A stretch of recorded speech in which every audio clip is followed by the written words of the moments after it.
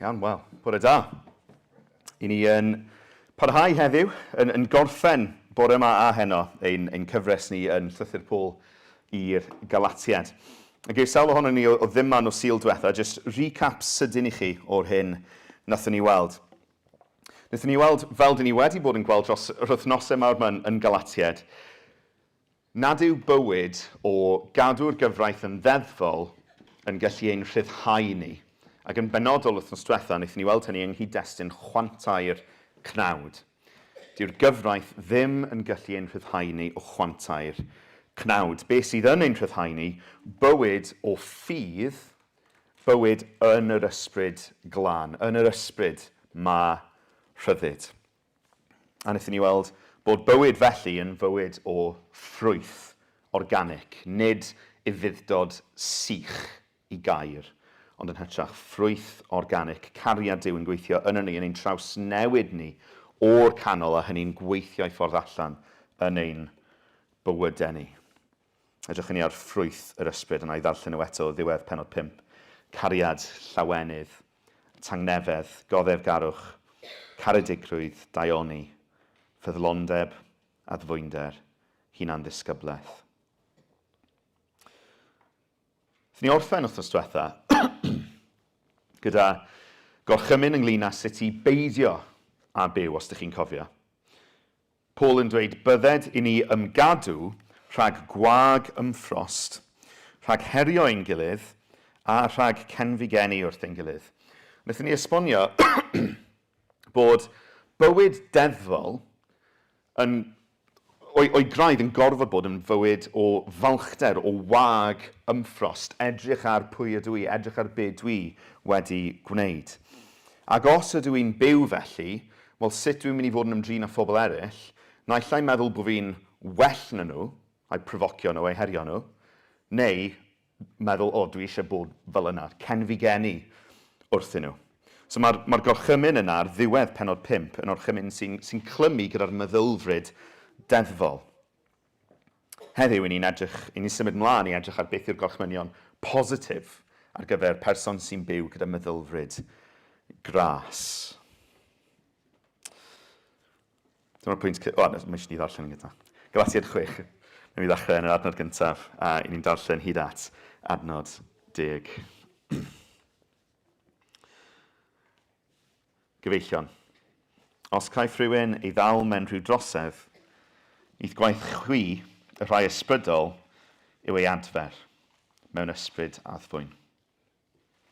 Ond edrych at dy hun, rhag ofyn I tithau I gael dydemptio. Cariwch feichiau eich gilydd, ac felly fe gyflawnwch cyfraith Crist. Oherwydd os yw rhywun yn tybio ei fod yn rhywbeth ac yntain ddim, ei dwyllo ei hun y mai. Mae pob un I farnu ei waith ei hun, ac yna fe gaiff le I ymffrostio o'i ystyried ei hun yn unig ac nid neb arall. Oherwydd bydd gan bob un ei bwn ei hun i'w gario. Mae'r sawl sy'n cael ei hyfforddi yn y gair I roi cyfran o'i holl feddiannau i'w hyfforddwr. Peidiwch â chymryd eich camarwain. Ni chaiff Duw mae watwar. Oherwydd beth bynnag y mae rhywun yn ei hau, hynny hefyd y bydd yn ei fedi. Bydd y sawl sy'n hau i'w gnawd ei hun yn medi o'i gnawd lygredigaeth. A'r sawl sy'n hau i'r ysbryd yn medi o'r ysbryd fywyd tragwyddol. Peidio yn y blino ar wneud daioni. Oherwydd cawn fedi'r cynheuaf yn ei amser, dim ond I ni beidio a lleisi dwylo. Felly, tra bydd amser gennym, gadewch ni wneud da I bawb ac yn enwedig i'r rhai sydd o deulu'r ffydd. Ac ni'n diolch I Dduw am ei air.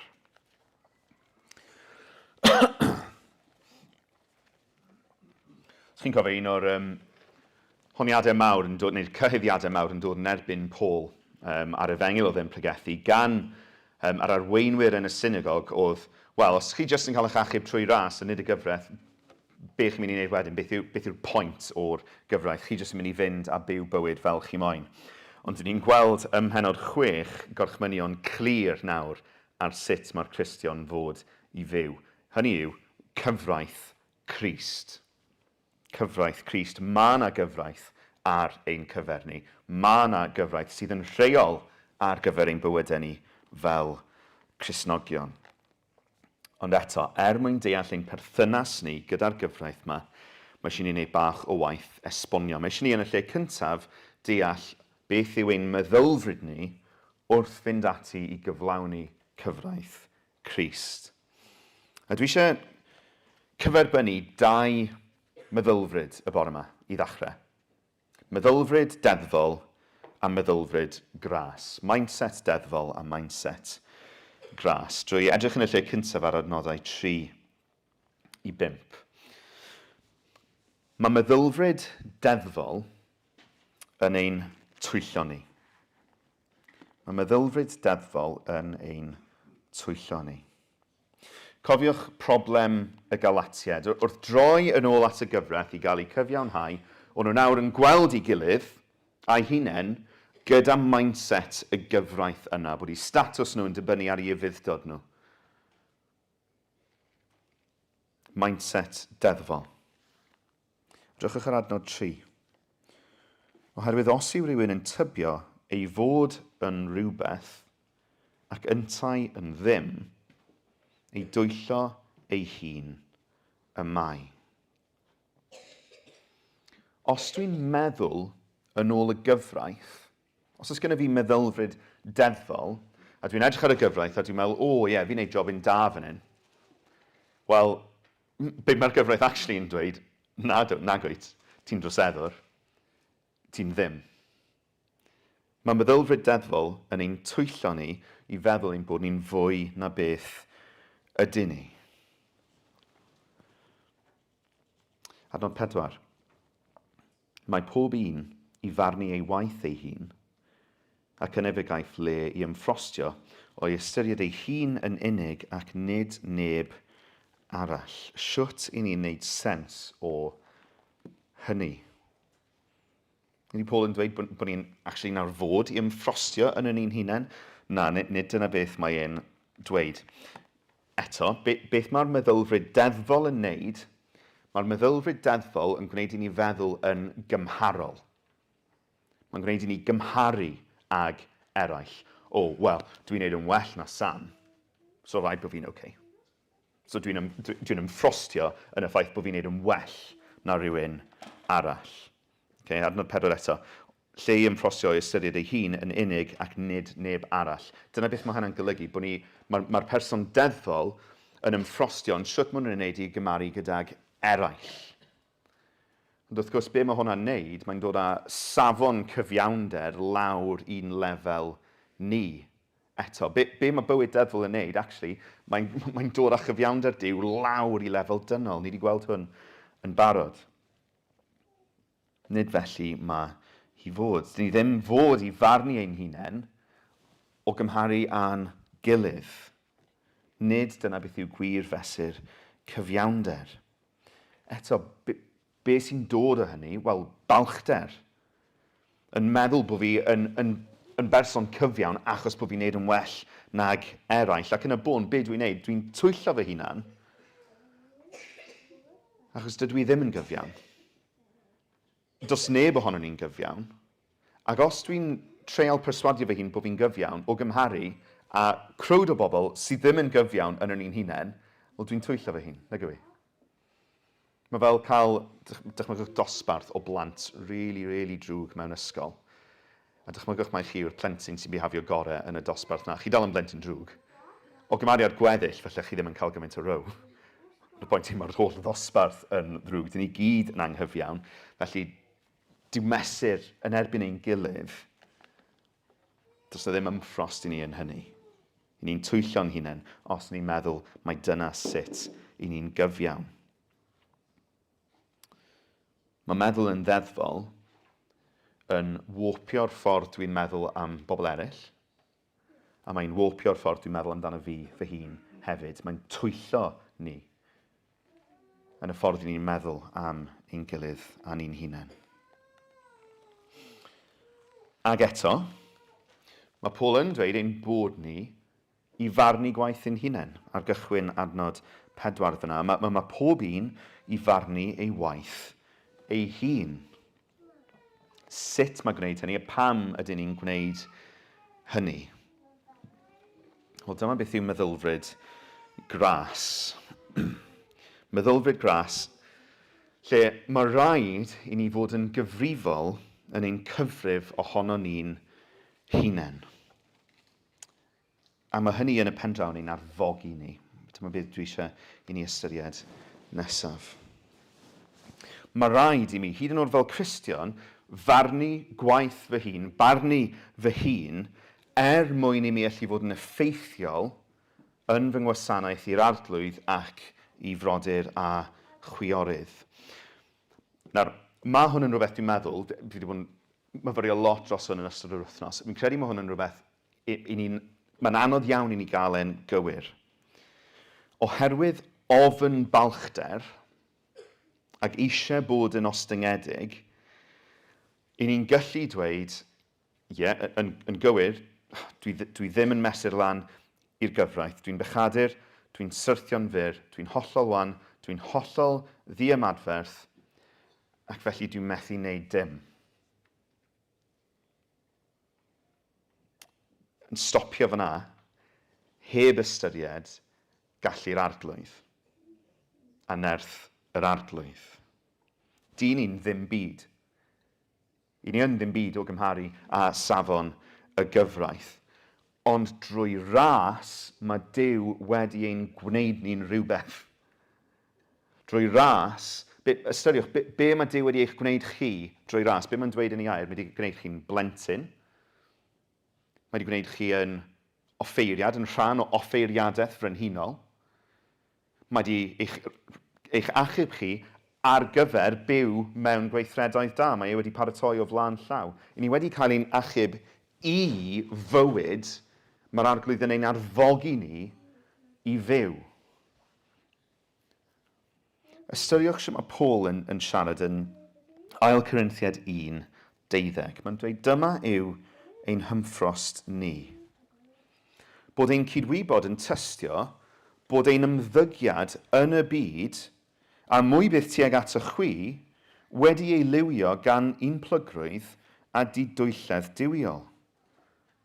Ydy Paul yn ymffrostio ynddo fe ei hun, a'i ddaioni ei hun? Nadi, sut mae'r adnod yn gorffen.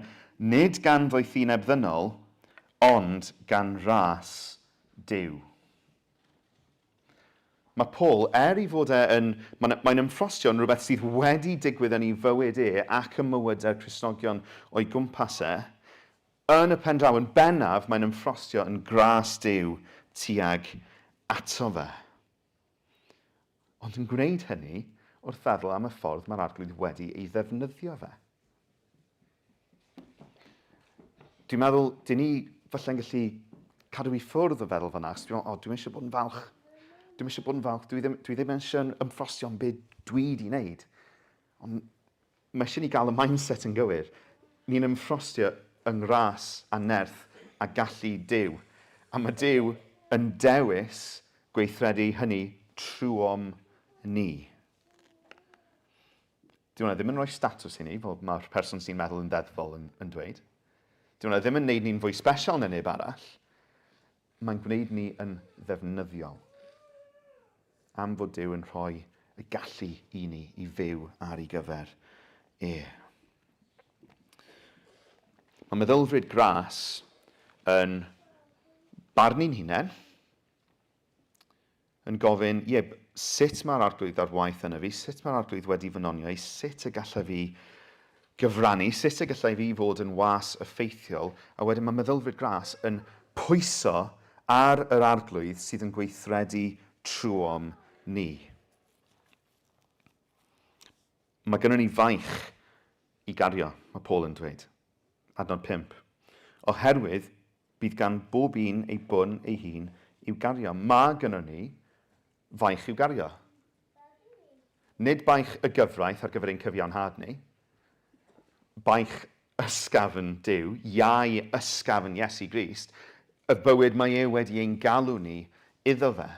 Bywyd mae wedi gwneud y ffordd i ni ar gyfer. Hynny yw, yn ei farwolaeth ar y groes, yn ennill maddeuant ar gyfer ni, yn ennill cymod gyda Duw gyda ni, mae e wedi ein galw ni i fywyd. Bywyd yn gweithio gyda fe. Mae gan Crist gwaith ar ein cyfer ni. Iau mae'n dymuno i ni garddio. Mae wedi rhoi hynny i ni yn ei ras. A dyn ni ddim wedyn yn cario'r baich mwyn bod yn iawn ger i fronau, am ein bod ni'n iawn, i ni wedi cael ein galw i waith. Mae rhaid ni gael y mindset yna'n gywir cyn wedyn bod ni'n edrych ar y gorchmynion yma sydd gan Paul ar ein cyfer ni. Ond be dwi eisiau falle herio ni gyda yw'r meddylfryd bod ni'n edrych ar y gwaith sydd ar ein cyfer ni, y gorchmynion sydd gan Crist ar ein cyfer ni. Ac ni'n edrych yn nhw a ni'n meddwl, ni'n wan. Ni'n wan. A felly, fi jyst mynd i gadael nhw. A fi ddim yn mynd i gerdded fel yma, achos dwi'n wan. Sgynna fi ddim nerth i fyw fel hyn. Yn ein hunain, na. Ond drwy'r ysbryd glân sy'n byw o'n ni, mae Paul wedi bod yn pwysio yn penod 5, mae gennym ni nerth, mae gennym ni allu.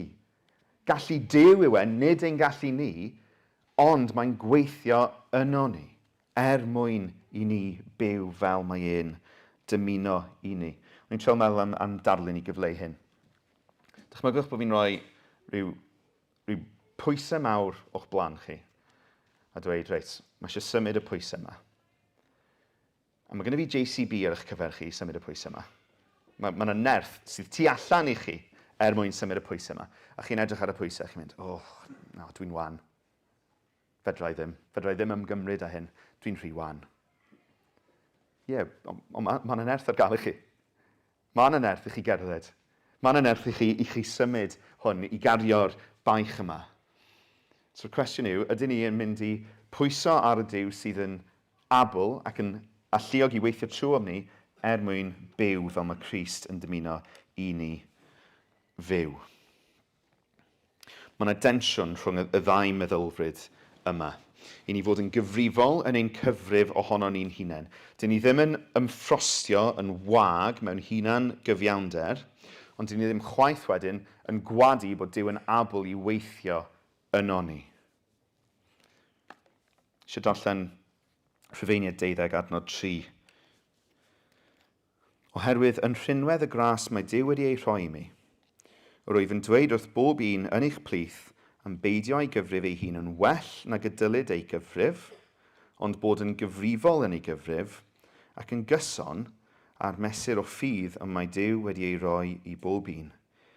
Paul yn dweud hynny yn Rhufeiniaid 13 cyn wedyn yn pacio beth mae bywyd o ddilyn yr arglwydd yn edrych fel. Ond mae'n dechrau gyda, yn y lle cyntaf, Rhufeiniaid 11 a 2, bod yn fodlon byw ein bywyd yn ei fel y berthau byw, a fel rhan o hynny, bod yn gyfrifol yn ein cyfrif ohono ni'n hunain. Mae bod yn gyfrifol yn ein cyfrif ohono ni'n hunain yn deall bod fi'n hollol wan, ond yn deall mae yr arglwydd yn nerthu ac yn donio, mwyn i fi gallu byw fel mae e'n dymuno, mae'n golygu bod ni mewn lle i allu gwneud beth mae Crist yn ein gorchymyn ni i wneud. A'r peth cyntaf yn adnod 1 yw adfer ein gilydd. So ni'n ei edrych ar y gorchmynion yma. Adnod 1. Gyfeillion, os gaeth rhywun ei ddal mewn rhwydrosedd, eich gwaith chwi, y rhai ysbrydol, yw ei adfer mewn ysbryd addfwyn. Mae meddylfryd gras yn ein arfogi ni i adfer ein gilydd. Mae bod yn gyfrifol yn y ffordd dwi'n barnu fy hun, yn cyfrif fy hun, yn golygu pan mae brawd neu chwaer yn syrthio, dwi mewn sefyllfa i helpu. Os ydyn ni'n un o'r rhai ysbrydol yma, mae Paul yn sôn am, un o'r rhai sydd yn cerdded yn ôl yr ysbryd ac yn cyfrif yn gyfrifol, i ni'n barod i gamu mewn. Sut? Wel, fedrai edrych ar fy hun ac ystyried arglwydd sut wyt ti wedi bod ar waith yno fi Sut wyt ti wedi bod ar waith yn paratoi fi i allu camu mewn i'r sefyllfa yma i helpu brawd neu chwaer? Sut wyt ti, Arglwydd, wedi bod yn tyfu addfwynder yno fi? Rhywbeth fi methu tyfu dros fy hun, ond sut wyt ti, Arglwydd, wedi bod yn tyfu ffrwyth dy ysbryd yn fy mywyd fel fy mod i'n gallu camu mewn i helpu'r person yma? A mae eisiau ni cyfrif hynny'n gyfrifol, achos os dwi'n meddwl gormod o fy hun, ac yn pwyso ar fy nerth fy hun, fi'n mynd i gweld bron i chwaer yn syrthio, a os dwi'n camu mewn heb ystyried y pethau yna, sut mae'r Arglwydd wedi bod yn paratoi ni ar gyfer y gwaith yna, dwi'n camu mewn, Alun sy'n camu mewn fel the problem solver, the fixer, fi'n treol delio gyda'r broblem a dwi'n neud smonach o'r peth. Lle os ni'n meddwl yn gyfrifol, fi'n edrych ar y brawd neu chwaer sydd wedi syrthio, dwi'n bod yn realistic, yn onest ynglyn â sut mae'r Arglwydd wedi bod ar waith yna fi, a dwi'n sylweddoli, reit, mae Duw wedi galw fi i gamu mewn fan hyn, fel brodyr y chwiorydd eraill, felly bod fi angen doethineb rhywun arall fan hyn fyd. Felly bod fi angen Sian i ddod mewn i helpu fi i delio gyda'r person yma. Achos mae'r Arglwydd wedi galw fi i gamu mewn fan hyn, ond dwi ddim yn ddigon ddoeth i wneud y ben fy hun. Mae wedi rhoi rhyw fesur o addfwynder i fi, ond dwi angen rhywun arall addfwyn i ddod gyda fi llaw yn llaw i helpu adfer y brawd neu chwaer yma. Mae meddwl yn gyfrifol, yn cyfrif ein hunain yn gyfrifol, yn golygu ein bod ni'n effeithiol i gwblhau y gorchmynion yma, i gyflawni'r gorchmynion yma. Adfer ein gilydd, yr gorchymyn cyntaf. Yn ail, cario beichiau ein gilydd. Cario beichiau ein gilydd. Adnod 2. Cariwch feichiau eich gilydd, ac felly fe gyflawnwch gyfraith Crist. Eto, mae bod yn gyfrifol yn fy nghyfrif o fi fy hun yn golygu pan dwi'n gweld brawd neu chwaer yn cario baich, dwi'n ymwybodol o sut fedra i ddod mewn a helpu nhw i gario'r faich yna drwy nerth yr Arglwydd. Dwi'n gallu gofyn, Arglwydd, pa capacity wyt ti wedi rhoi i fi yn dy ras fel fy mod i'n gallu camu mewn i helpu'r brawd neu chwaer yma cario i baich nhw. Ar un adeg, o'n i arfer mynd i'r gym.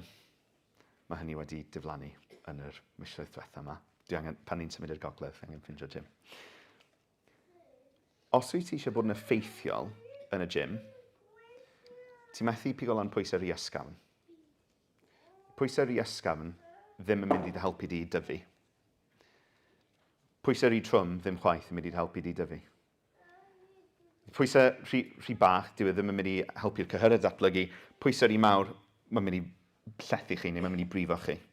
Mae eisiau bod chi'n ymwybodol o pa mor gryf ydych chi, a mae eisiau wedyn cario baich neu pigo lan pwysau cyfatebol.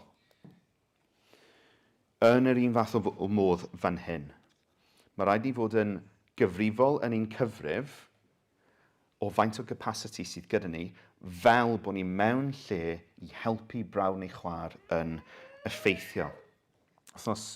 Pryd oedd i yn symud furniture mewn i Gaerdydd, wythnos diwethaf ni, rhyw bythefnos nhw. O'n i'n symud dodrefn mewn i dŷ ymrawdi yn Gaerdydd. Ac o'n i'n dal cwpwrdd, ac oedd mam Drian wedi dod draw a dweud, Alun, gafi helpu. Mam Drian, rhwng i 2 benglin newydd, a mae yn sa'n credu bod i'n watcho, ond mae'n ganol i 60au. Dyw i ddim yn berson cryf. Os o'n i'n trosglwyddo peth o'r baich yna un fami, baich hollol afrealistic iddi hi helpu fi gario, be bydde wedi digwydd, bydde mam wedi cael ei llethu, bydde hi wedi collapso dan y pwysau, a wedyn be bydde wedi digwydd, bydde fi wedi mynd lawr gyda hi, cos wedyn bydde fi off balance fyd. Be o'n i angen, oedd ymrawdi, oedd yn abl i gario'r baich yna gyda fi, ddod wrth fy ymyl i helpu fi gario fe. Mae yna rai feichiau, dych chi ddim yn mynd i fod mewn sefyllfa i helpu rhywun i gario. Ond mae'r Arglwydd wedi rhoi'r gallu i chi i gario beichiau rhywun. Mae bod yn gyfrifol yn ein cyfrif ohono ni'n hunain, barnu yn hunain, barnu gwaith yn hunain, yn golygu ein bod ni mewn lle i gamu mewn yn effeithiol yn ein gwasanaeth ni o frawd neu chwar. Os ydyn ni'n camu mewn i helpu rhywun cario baich, a dyn ni ddim yn barod, ond mae'n y peryg deiblyg nag oes yn y lle cyntaf, dwi'n cael fy llethu yn helpu'r person cario'r baich. Ond os oedden nhw wedyn yn gobeithio bod fi mewn lle i helpu nhw digon, a dwi'n diflannu, wel beth sy'n digwydd iddyn nhw, maen nhw'n cael eu llethu fyd. Lle felly be oedd angen yn y sefyllfa nawr, bod fi'n gofyn reit, dwi ddim digon abl i helpu'r person yma, dys gyda fi ddim digon o capacity i helpu'r person yma cario'r baich, just fi, ond mi all Geraint ddod wrth fy mili. A fedrith y ddau ohono ni cerdded gyda'r person yma. Chi'n gweld, fi'n gobeithio bod fi'n trosglwyddo rhywfaint o'r balans fan hyn. Dwi ddim yn dweud, dwi'n hollol wan a felly fi ddim yn gwneud dim byd i helpu unrhyw un. Fi'n gweud, na, mae'r arglwydd wedi rhoi mesur o nerth, mesur o gallu i fi. Dyw ddim yn rhoi fwy o statws i fi, na, gras yw e.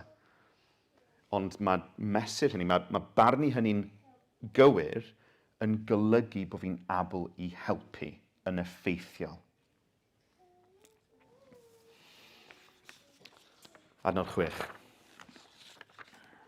Adnod 6. Mae'n y ffordd reit ymarferol wedyn mae Paul yn rhoi o rannu beichiau. Mae'r sawl sy'n cael ei hyfforddi yn y gair i roi cyfran o'i holl feddiannau i'w hyfforddwr. Mae hynny yn enghraifft hollol ymarferol o rannu beichiau. Achos mae gan athrawon yn yr eglwys y baich anferthol o ddysgu gair Duw. Mae hynny'n fraint, mae'n faich, mae'n alwedigaeth. Mae'n rhywbeth oedd yr apostolion yn deall nôl yn Actau pennod 6. Oedden nhw'n methu ymroi i pethau ymarferol achos bod rhaid ymroi i'r gair ac i weddi. Ac felly be wnaethon nhw rhannu'r faich a cael dynion eraill i ddod wrth i ymyl nhw mwyn delio gyda'r baich ymarferol. Mae baich i hyfforddi'r gair. Mae baich o ran yr astudio, mae baich o ran y paratoi a wedyn y pregethu. A be mae Paul yn rhoi yn adnod 6 yw ffordd hollol ymarferol o allu cefnogi athro neu hynadur yn y gair. Darpariaeth bydol ar ei cyfer nhw. Mae'n dda bod yr eglwys yn darparu ar gyfer anghenion bydol, anghenion corfforol, athrawon y gair. A mae adnod 7 yn outworking o hynny. Peidiwch â chymryd eich camarwain, ni chaiff Duw mae watwar, oherwydd beth bynnag y mae rhywun yn ei hau, hynny hefyd y bydd yn ei fedi. Ystyriwch hynny yng nghyd-destun yr enghraifft ymarferol mae Paul di roed i ni. Os yw eglwys ddim yn fodlon hau fel petai, drwy ysgwyddo baich y person sy'n dysgu, yr hynadur neu'r gweinidog, be ddigwyddith yn yr eglwys yna? Gweinidog yn llosgu mas o bosib, gweinidog sydd ddim gyda'r amser i baratoi achos mae'n goffod edrych ati anghenion corfforol bydol, felly gweithio rhan amser neu gweithio llawn amser ar yr ochr. Pwy yn y pen draw sy'n mynd i fedi ffrwyth hynny? Wel, yr eglwys. Os nag yw'r eglwys yn fodlon, camu lan, step o lan, darparu ar gyfer anghenion bydol, dod wrth ymyl gweinidog i gario baich gyda fe, mae'r eglwys yn mynd i fedi ffrwyth hynny yn y pen draw. Lle ar y flip side, os mae gweinidog yn cael ei gefnogi'n dda, os mae'r hynadur yn cael ei gefnogi a'i rymuso gan yr eglwys, i arfogi gan yr eglwys, i bregethu gair Duw, i astudio fe, i roi'r amser iddo fe, pwy yn y pen draw sy'n cael bydd hynny? Pwy sy'n medi'r ffrwyth? Yr eglwys. Os ydyn ni'n yn hael yn ein cario beichiau yn gilydd, nid jyst yng nghyd-destun cefnogi gweinidog, pawb yn yr eglwys, mi fyddwn ni'n medu ffrwyth hynny. Yn y gymdeithas sydd yn adeiladu rhwng ni, wrth i ni gario beichiau ein gilydd. So, beth yw'r falle y ffordd gorau i dyfu mewn cariad at berson? Dod ymyl yn ymyl gyda nhw a cario baich gyda nhw. Dim byd yn eich mwy agos na hynny, na. I ni'n medu ffrwyth cymdeithas pan ni'n cario beichiau ein gilydd. I ni'n medu y ffrwyth o allu gweld Duw ar waith y mywydau ein gilydd pan ni'n cario beichiau ein gilydd. Os nag ydyn ni'n fodlon byw felly, os nag ydyn ni'n fodlon cyflawni cyfraith Crist, adnod 8, bydd y sawl sy'n hau i'w gnawd ei hun yn medu o'i gnawd lygredigaeth. Yr sawl sy'n hau'r ysbryd yn medu o'r ysbryd fywyd tragwyddol. Eto, ni'n gweld y dichotomy yma rhwng y cnawd a'r ysbryd. Eto, mae yna lefel o hynny sydd yn wir ar lefel daearol. Os ydw i'n hau i'r cnawd, os ydw i yn ymdaflu i bechod, os ydw i'n ymdaflu i'r pethau yna yn adnod 5, oedd Paul yn sôn amdano nhw, gweithredoedd y cnawd, Peteindra, amhurdeb, anlladrwydd, eilynyddoliaeth, dywiniaeth, cwryla, cynnen, eifigedd, lludio, ymgyprus, rhwygo, ymleidio, cenfigeni, meddwi, cyfeddach a phethau tebyg. Os ydw i yn hau i'r pethau yna, bydd y pethau yna yn achosi llygredigaeth yn y mywyd i nawr ac yn dragwyddol. Llygredigaeth barn condemniad tragwyddol. Ond, os ydyn ni yng Nghrist, wedi ymddiried yng ngwaith yr arglwydd Iesu drosom ni, wedi dod yn un â fe, gyda'r ysbryd glân nawr yn byw yno ni, os ydyn ni'n byw bywyd yn ôl yr ysbryd, yn hau i'r ysbryd, fe fyddwn ni'n medu bywyd tragwyddol. Dyna'r nod mae Paul yn gosod ar ddiwedd adnod 8. Y bywyd tragwyddol sydd yn ni'n medu o'r ysbryd. A gyda'r nod yna mewn golwg, mae Paul wedyn yn annog y Galatiaid i ddyfalbarhau. Peidiwn a blino ar wneud daioni, oherwydd cawnfedu'r cynheuaf yn ei amser. Dim ond i ni beidio a lleisi dwylo. Dyfalbarhewch mewn gwneud daioni, mae Paul yn dweud. Eto, fi'n meddwl, mae unrhyw gyhuddiad sydd yn dod lan yn erbyn Paul, o bod Paul yn annog penrhyddid, bod Paul yn annog licentiousness, antinomiaeth, di hollol mynd erbyn hyn. Dyfalbarhewch mewn gwneud daioni, mae Paul yn dweud, gyda'r nod bywyd tragwyddol yna mewn golwg. Daioni at bwy. Tra bod gennym ni amser, adnod 10, tra bydd amser gennym, sneb ohono ni'n gwybod faint o amser sydd gennym ni ar ôl yn y bywyd yma. Tra bod amser dyn ni, gadewch i ni wneud da i bawb, yn enwedig i'r rhai sydd o deulu'r ffydd. Mae ein daioni ni, tuag at bawb, yn dachrau gyda'n gilydd. Sy'n neud sens achos gyda'n gilydd i ni'n byw bywyd ar ei ffyrdd mwyaf dwfn, ar ei ffyrdd mwyaf cyflawn yn yr eglwys mae hynny'n digwydd. I ni i garu ein gilydd, i wneud daioni tuag at ein gilydd yn y lle cyntaf. Ond, dwi ddim yn stopio yn y drysau yma. Mae hynny fod i orlifo allan o'r eglwys at bawb o'n cwmpas ni.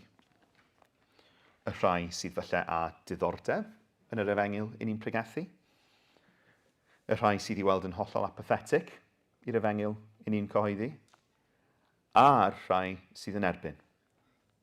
Wedi gwrthod ac yn ymwybodol yn erbyn yr efengyl dyn ni'n pregethu. I ni yn cael ein galw i wneud daioni i bawb. A dyn ni ddim yn gwybod be wneith Duw gyda hynny. I ni ddim yn gwybod sut fydd ein dyfalbarhau ni mewn cariad yn golygu bod person falle 20 mlynedd lawr y lein yn cofio hyd yn oed bod nhw mor ffyrnig yn erbyn y Cristion, sut nath y Cristion i trin nhw. Dyn ni ddim yn gwybod sut mae Duw yn gallu defnyddio hynny. I ni'n trystio bod Duw yn able i ddefnyddio hynny, ein tystiolaeth ni o gariad a gwneud daioni yn y pendraw i achub pobl. Felly, yr anogaeth i gloi ein testun ni y bore yma. dyfalbarhewch mewn gwneud daioni. Hynny yw, byw allan y bywyd o ffrwyth ysbrydol yna, o fod yn amyneddgar, o fod yn oddefgar, o ddyfalbarhau, o fod yn ffyddlon, o fod yn llawen. Un gilydd yn y lle cyntaf fel brodyr y chwiorydd yn yr eglwys, ond hefyd tuag at bawb. Dim eithriadau. Does dim eithriad i'r gair pawb yna. Pob un sy'n tu allan i'r eglwys, i ni i ceisio ei lles nhw.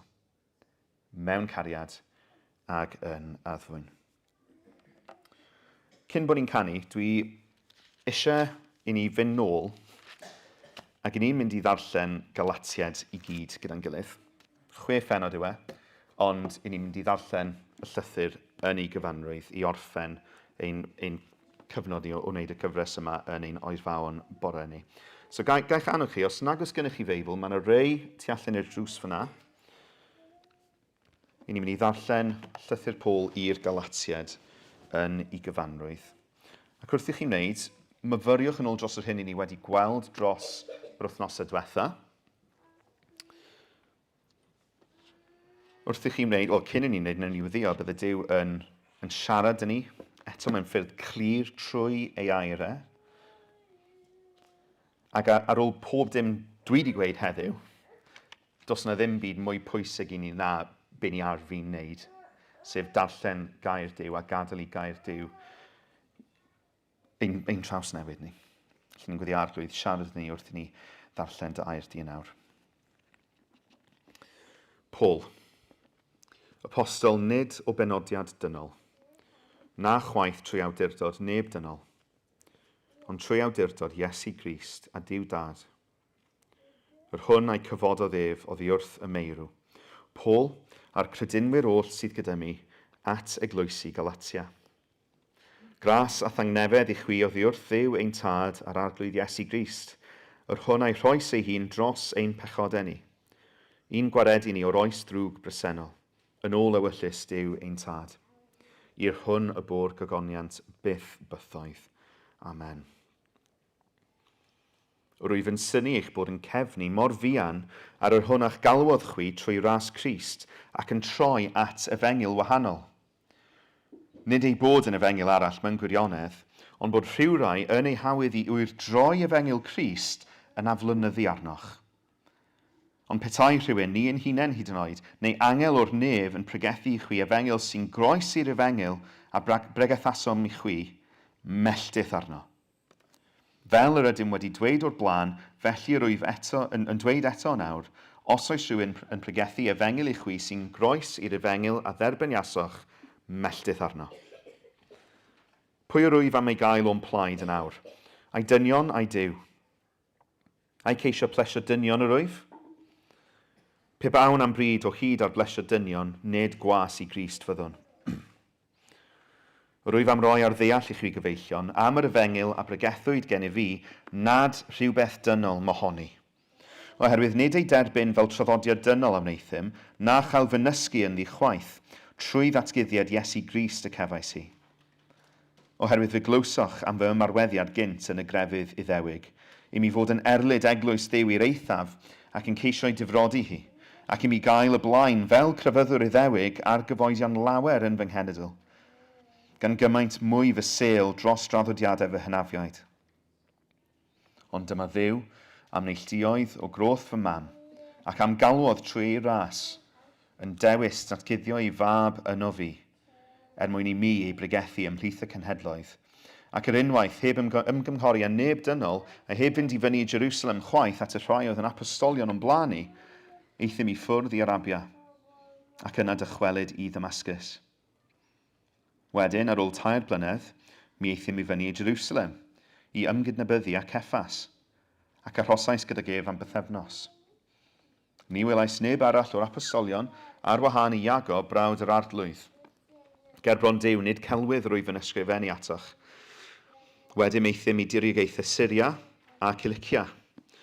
Nid oedd gan y gynulleidfaoedd sydd yng Nghrist yn Judea ddim adnabyddiaeth bersonol ohonof.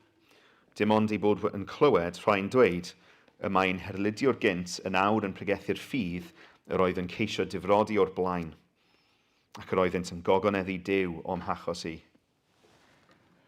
Wedyn, ymhen 4 mlynedd ar 10, eithim unwaith eto i fyny i Jerusalem ynghyd â Barnabas, gan gymryd Titus hefyd gyda mi. Eithim i fyny mewn i fuddod i ddatguddiad. Gosodais ger ei bron o'r neilltu, ger bron y rhai y gyfrifir yn arweinwyr, yr efengil yr wyf yn ei ffregethu ymhlith y cenhedlaeth, rhag ofn fy mod yn rhedeg neu wedi rhedeg yn ofer. Ond ni orfodwyd enweidi ar fy hydamaeth Titus hyd yn oed, mai groegwr ydoedd. Codwyd y mater o achos y gai credinwyr, llechgwn oedd wedi llechian i mewn fel ysbiwyr ar y rhyddid sy'n eiddo i ni yn Christ, gyda'r bwriad o'n caethiwo ni. Ond ni ildiasom iddynt drwy gymryd ein darostwng, na ddo ddim am foment, mwyn i wirionedd yr efengil aros yn ddianaf ar eich cyfer chwi. Ond am y rhai a gyfrifir yn rhywbeth, nid yw o ddim gwahaniaeth i mi beth oeddent gynt, nid yw Duw yn ystyried safle unrhyw un. Nid ychwanegodd yr arweinwyr hyn ddim at yr hyn oedd gennyf. I'r gwrthwyneb, fe welsant fod yr efengil ar gyfer y cenhedloedd wedi ei ymddiried i mi, yn union fel yr oedd yr efengil ar gyfer yr Iddewon wedi ei hymddiried i Pedr. Oherwydd yr un a weithiodd yn Pedr i wneud yn apostol i'r Iddewon, a weithiodd yn ofinnau i'n gwneud yn apostol i'r cenhedloedd. A dyma Iago, a Cephas, ac Iowan, y gwyr a gyfrifir yn golofnau yn cydnabod y gras oedd wedi ei roed i mi, ac yn estyn i Barnabas a minnau ddeheulaw cymdeithas ac yn cytuno ein bod ni i fynd at y cenhedloedd a hwythau at yr Iddewon. Ei hunig gais oedd ein bod i gofio'r clodion, a dyna'r union beth yr oeddwn wedi ymroi i wneud. Ond pan ddaeth Cephas i Antiochia, fe gwrthwynebais yn ei wyneb, gan ei fod yn amlwg ar fai. Oherwydd cyn i ryw rai ddod yno oddi wrth Iago, byddai ef yn arfer cydfwyta gyda'r Cristnogion cenhedlig. Ond wedi iddynt ddod, dechreuodd gadw nôl ac ymbellhau, am ei fod yn ofni plaid yr enweidiad. Ymunodd yr Iddewon eraill hefyd yn ei ragryth, nes ysgubo Barnabas ynta i ragrithio gyda hwy. Ond pan welais nad oeddent yn cadw at lwybr gwirionedd yr efengil, dywedais wrth Cephas yng ngwydd pawb. Os wyt ti, dy fod yn iddew, yn byw nid fel iddew ond fel cenedl ddyn, pa hawl sydd gen i ti i orfodi'r cenhedloedd i fyw fel Iddewon? Yr ydym ni wedi'n geni yn Iddewon, nid yn bechaduried o'r cenhedloedd. Ac eto fy wyddom na chaiff neb ei gyfiawnhau, ond trwy ffydd yn Iesu Grist, nid trwy gadw gofynion cyfraith. Felly, fe gredasom ninnau yn Christ Iesu, mwyn ein cyfiawnhau, nid trwy gadw gofynion gyfraith, ond trwy ffydd yn Christ, oherwydd ni chaiff neb meidrol ei gyfiawnhau drwy gadw gofynion cyfraith. Ond os wrth geisio cael ein cyfiawnhau yn Christ, cafwyd ninnau hefyd yn bechaduried, a yw hynny'n golygu bod Christ yn was pechod, nac ydyw dim o gwbl, oherwydd os wyf yn adeiladu drachefn y pethau y dynais i lawr, rwyf yn fy mhrofi fy hun yn droseddwr. Oherwydd trwy gyfraith bu'n farw i gyfraith, mwyn byw i Dduw. Rwyf wedi fy nghroeshoelio gyda Christ, a mwyach nid my fi sy'n byw, ond Christ sy'n byw yno fi. A'r bywyd yr wyf yn nawr yn ei fyw yn y cnawd, ei fyw trwy ffydd yr wyf, ffydd y mab Duw, yr hwn am caro ddi, ac ei rhoi ei hun i farw troso fi. Nid wyf am ddirymu gras Duw, oherwydd os trwy gyfraith y daw cyfiawnder, yna bu Christ farw yn ddiachos. Y Galatiaid dwl, pwy sydd wedi eich chreibio chi? Chwi y darluniwyd ar goed o flaen eich llygad Iesu Grist wedi groeshoelio. Y cwbl yr wyf am ei wybod gennych yw hyn, ai trwy gadw gofynion cyfraith y derbyniaswch yr ysbryd, neu trwy wrando mewn ffydd. A ydych mor ddwl a hyn, wedi chwi ddechrau drwy'r ysbryd, a ydych yn nawr yn ceisio pen y daeth trwy'r cnawd. Ai yn ofer y cawswch brofiadau mor fawr os gallant yn wir fod yn ofer. Beth yn tei am yr hwn sy'n cyfrannu chwi yr ysbryd, ac yn gweithio gwirthiau yn eich plith, ai ar gyfrif cadw gofynion cyfraith, yn tei ar gyfrif gwrando mewn ffydd y mae'n gwneud hyn oll. Y mae fel yn achos Abraham, credodd yn niw ac fe'i cyfrifwyd iddo yn gyfiawnder. Gwyddoch gan hynny am bobl ffydd mai hwy yw plant Abraham. Ac y mae'r ysgrythyr wrth ragweld mai trwy ffydd y byddai Duw yn cyfiawnhau'r cenhedloedd wedi pregethu'r fengil ymlaen llaw wrth Abraham fel hyn. Bendithyr yr holl genhedloedd yn y tŷ. Am hynny, y mae pobl ffydd yn cael ei bendithio ynghyd ag Abraham, un llawn ffydd. Oherwydd y mae pawb sy'n dibynnu ar gadw gofynion cyfraith dan felltith. Achos y mae'n ysgrifenedig melltith ar bob un, nad yw'n cadw at bob peth sy'n ysgrifenedig yn llyfr y gyfraith a'i wneud. Y mae'n amlwg na chaiff neb ei gyfiawnhau ger bron Duw ar dir cyfraith, oherwydd y sawl sydd trwy ffydd yn gyfiawn a gaiff fyw. Eithir nid trwy ffydd yw egwyddor y gyfraith, dweud y mae hi yn hytrach y sawl sy'n cadw ei gyfynion a gaiff fyw trwyddynt hwy. Prynodd Crist ryddid i ni, oddi wrth felltith y gyfraith pan ddaeth, ein mwyn yn wrthrych melltith, oherwydd y mae'n ysgrifenedig melltith ar bob un a grogir ar bren. Y bwriad oedd cael bendith Abraham i ymledu i'r cenhedloedd yng Christ Iesu mwyn i ni dderbyn trwy ffydd yr ysbryd a addawyd. Gyfeillion i gymryd enghraifft o'r byd dynol, pan fydd ewyllus sef cyfamod olaf rhywun wedi ei chadarnhau, ni chaiff neb ei dirymu nac ychwanegu ati. Yn awr i Abraham, y rhoddwyd addewidion y cyfamod ac i'w had ef. Ni ddywedir ac i'th hadau yn y lluosog, ond ac i'th had di yn yr unigol ar un hwnnw yw Crist. Dyma rwyf yn ei olygu. Yn achos cyfamod oedd eisoes wedi ei garanhau gan Dduw, nid yw cyfraith sydd 430 o flynyddoedd yn ddiweddarach yn ei ddirymu, nes gwneud yr addewid yn ddi-ddim. Oherwydd os trwy gyfraith mae'r etifeddiaeth, yna nid yw mwyach trwy addewid. Ond trwy addewid y mae Duw o'i ras wedi ei rhoi i Abraham. Beth ynt ei am y gyfraith? Ar gyfrif troseddau yr ychwanegwyd hi, i aros hyd nes y byddai'r had, yr un y graid yr addewid iddo, yn dod. Fe gychmynwyd trwy angylion gyda chymorth canolor. Ond nid oes angen canolor lle nad oes ond un, ac un yw Duw. Yw'r gyfraith ynt yn groes i addewidion Duw? Nac ydyw ddim o gwbl, oherwydd pe bai cyfraith wedi ei rhoi ar gallu ganddi gyfrannu bywyd, yna'n wir fe fydde cyfiawnder trwy gyfraith. Ond nid felly y mae. Yn ôl dyfarniad yr ysgrythyr, y mae'r byd i gyd wedi ei geithiwo gan bechod, mwyn peri mae trwy ffydd yn Iesu Grist, ac i'r rhai sy'n meddu'r ffydd honno, y rhoddid yr hyn a addawyd. Cyn i'r ffydd hon ddod, yr oedd dan warchodaeth gaeth cyfraith, yn disgwyl am y ffydd oedd i gael ei datguddio. Felly by'r gyfraith yn was i warchod trosom hyd nes i Grist ddod, ac i ni gael ein cyfiawnhau trwy ffydd. Ond gan fod y ffydd hon bellach wedi dod, nid ydym mwyach dan warchodwaith gwas. O blegyd yr ydych bawb trwy ffydd yn blant Duw yn Crist Iesu. Oherwydd y mae pob un ohonoch sydd wedi ei fedyddio i Grist wedi gwisgo Crist amdano. Nid oes rhagor rhwng Iddewon a Groegiaid, rhwng caeth a rhydd, rhwng gwryw a benyw, oherwydd un person ydych chi oll yng Crist Iesu, ac os ydych yn eiddo Crist, yn y had Abraham ydych, etifeddion yn ôl yr addewid. Dyma rwyf yn ei olygu. Cyhyd a mae'r etifedd dan oed, nid oes dim gwahaniaeth rhwngddo a cheithwas, i fod yn berchenog ar y stad i gyd. Y mae dan geidwad o gorchwylwyr hyd y dyddiad y benodwyd gan ei dad. Felly ninnau, pan oeddym dan oed, roeddym wedi ein caethiwo dan ysbrydion elfenig y cyfanfyd. Ond pan ddaeth cyflawniad yr amser, anfonodd Duw ei fab wedi ei eni o wraig, wedi ei eni dan y gyfraith i brynu rhyddid i'r rhai oedd dan y gyfraith, mwyn i ni gael braint mabwysiad. A chan eich bod yn blant, anfonodd Duw ysbryd ei fab un calonau yn llyfaen Aba, dad.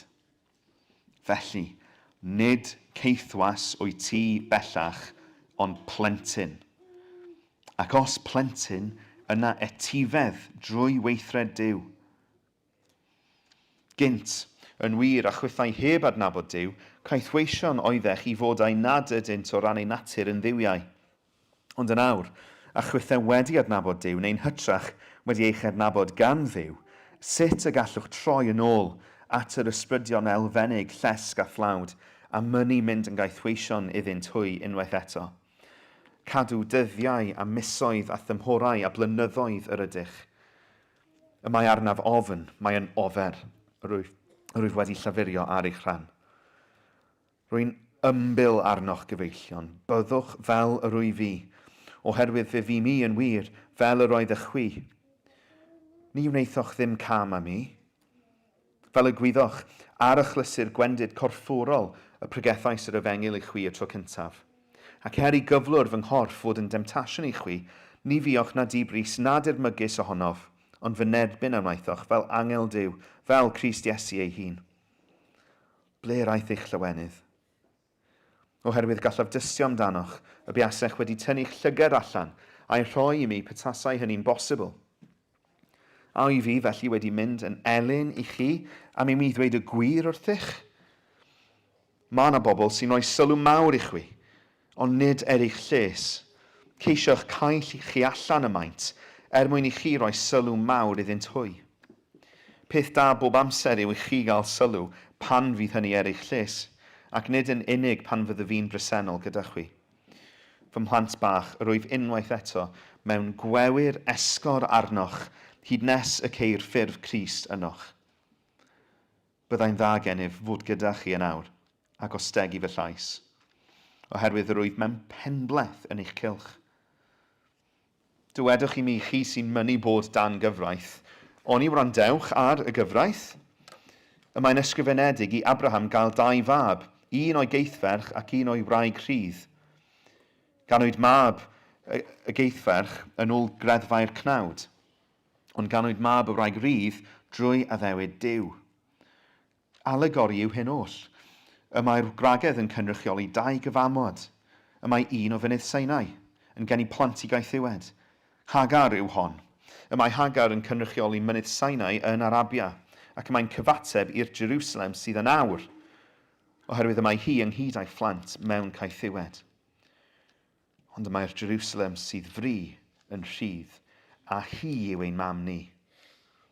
Oherwydd y mae'n ysgrifenedig, llawen ha y wraig ddifrwyth nad wyt yn dwyn plant, bloeddi ag ani y wraig nad wyt fyth mewn gwewyr esgor, oherwydd y mae plant y wraig ddiamgyledd yn lluosochach na phlant y wraig sydd â gŵr ganddi.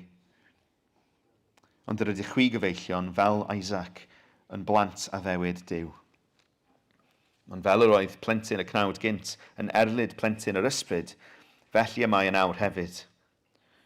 Ond beth y mae'r ysgrythur yn ei ddweud, ger allan y gaethferch a'i mab, oherwydd ni chaiff mab y gaethferch fyth cyd etifeddu a mab y wraig rydd.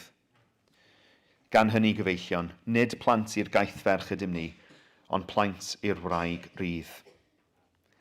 I ryddid y rhyddhawodd Crist ni. Safwch yn gadarn felly a pheidiwch a phlygu eto i iau caethiwed. Dyma fy ngeiriau i Paul wrth i chwi. Os derbyniwch yn weidiad, ni bydd Crist o ddim bydd i chwi. Rwyf yn tystio unwaith eto wrth bob dyn a enweidir ei fod dan rwymedigaeth i gadw'r gyfraith i gyd. Chi sy'n ceisio cyfiawnhad trwy gyfraith, y mae'ch perthynas â Christ wedi ei thorri.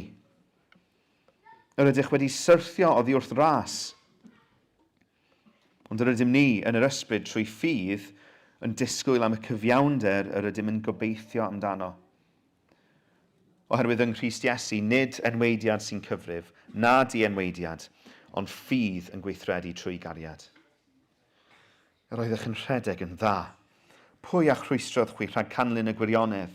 Nid oddi wrth yr hwn sy'n eich galw y daeth y perswad yma. Y mae ychydig surdoes yn sir o'r holl does.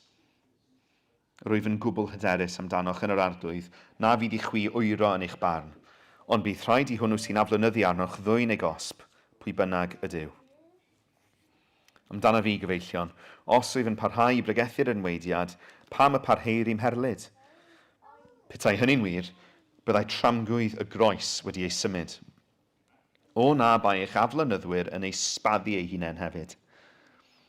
Fe'ch galwyd chwi gyfeillion i ryddid, ond yn unig peidiwch ag arfer eich ryddid yn gyfle i'r cnawd. Yn hytrach trwy gariad byddwch yn weision i'ch gilydd.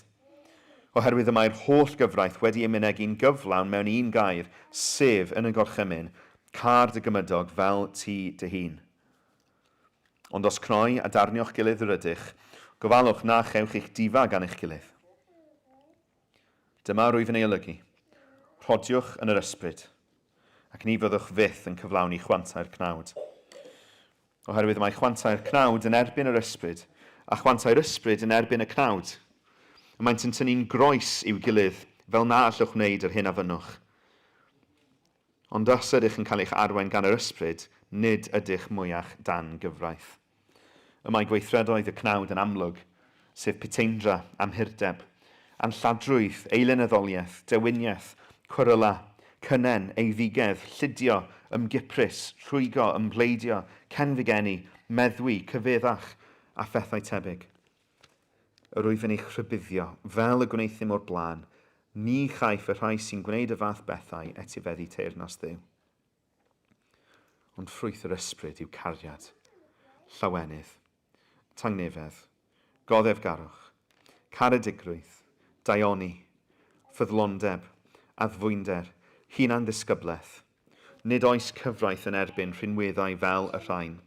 Y mae pobl Crist Iesu wedi croeshoelio'r cnawd ynghyd â'i nwydau a chwantau. Os yw ein bywyd yn yr ysbryd, ynddo hefyd bydded ein buchedd. Bydded i ni ymgadw rhag gwag ymffrost, rhag herio ein gilydd, a rhag cenfigeni wrth ein gilydd.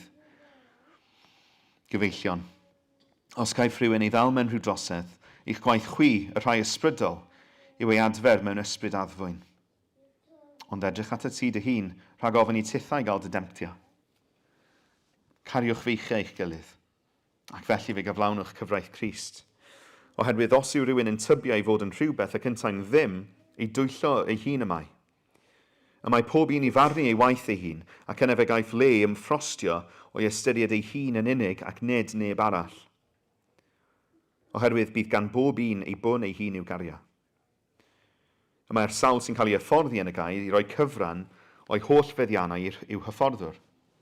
Peidiwch a chymryd eich camarwain, ni chaiff Duw mo'i watwar, oherwydd byth bynnag y mae rhywun yn ei hau, hynny hefyd y bydd yn ei fedi. Bydd y sawl sy'n hau i'w gnawd ei hun yn medi o'i gnawd lygredigaeth, a'r sawl sy'n hau i'r ysbryd yn medi o'r ysbryd fywyd tragwyddol. Peidiwn a blino a wneud daioni, oherwydd canfedi'r cynheuaf yn ei amser, dim ond i ni beidio a lleisi dwylo. Felly tra bydd amser gennym, gadewch i ni wneud da i bawb ac yn enwedig i'r rhai sydd o deulu'r ffydd. Gwelwch mor fras yw'r llythrennau hyn yr wyf yn ei ysgrifennu atoch am llaw fy hun. Rhai ai bryd a rodres yn y cnawd yw rheini sy'n ceisio eich gorfodi i dderbyn enweidiad, a hynny'n unig mwyn iddynt hwy arbed cael ei herlyd o achos croes Crist. Oherwydd nid yw'r rhai a enweidir ei hunain hyd yn oed yn cadw'r gyfraith. Y maent am i chwi dderbyn enweidiad mwyn iddynt hwy gael ymffrostio yn eich cnawd chwi. O'm rhan fy hun, cadwer fi rhag ymffrostio mewn dim, ond yng nghroes ein harglwydd Iesu Grist, y groes y mae'r byd drwyddi wedi ei groeshoelio i mi a minnau i'r byd. Nid edweidiad sy'n cyfrif, nad i enweidiad, ond creadigaeth newydd. A phawb fydd yn rhodio wrth y rheol hon, tangnefedd arnynt, a thrigaredd ie ar Israel Duw. Peidiad neb bellach a pheri blinder i mi, oherwydd yr wyf yn dwyn nodau Iesu yn fy nghorff.